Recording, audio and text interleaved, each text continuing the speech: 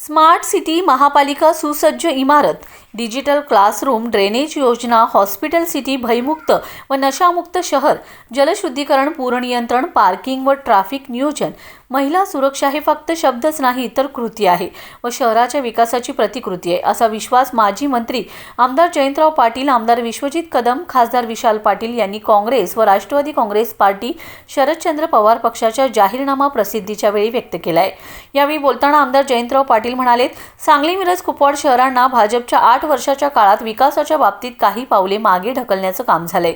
ही परिस्थिती बदलण्यासाठी आज तिन्ही शहरात वाढलेली गुन्हेगारी, नशेखोरी, महिला असुरक्षितता हे सारे रोखण्यासाठी आम्ही सत्तेत आल्यावर प्रयत्नशील राहू।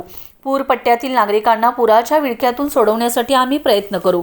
आमदार विश्वजित कदम म्हणाले, आज महापालिका क्षेत्रातील कचरा व्यवस्थापनाचा बोजवारा उडाला असल्याने भटक्या कुत्र्यांचे प्रमाण वाढून नागरिकांचे रस्त्यावर चालणं धोक्यात आले। आम्ही पुढील काळात महापालिकेच्या मार्फत भटक्या कुत्र्यांचे नियोजन, आरोग्य व्यवस्थेसाठी हॉस्पिटल सिटी, सीसीटीव्ही कॅमेरे, महिला स्वच्छतागृह, पोलीस मित्र संकल्पना राबवणार असल्याचे मत यावेळी त्यांनी व्यक्त केले। खासदार विशाल पाटील म्हणाले, महापालिका क्षेत्रातील विद्यार्थ्यांना शैक्षणिकदृष्ट्या मजबूतीकरणासाठी डिजिटल क्लासरूम उभारण्याची आमची संकल्पना आहे।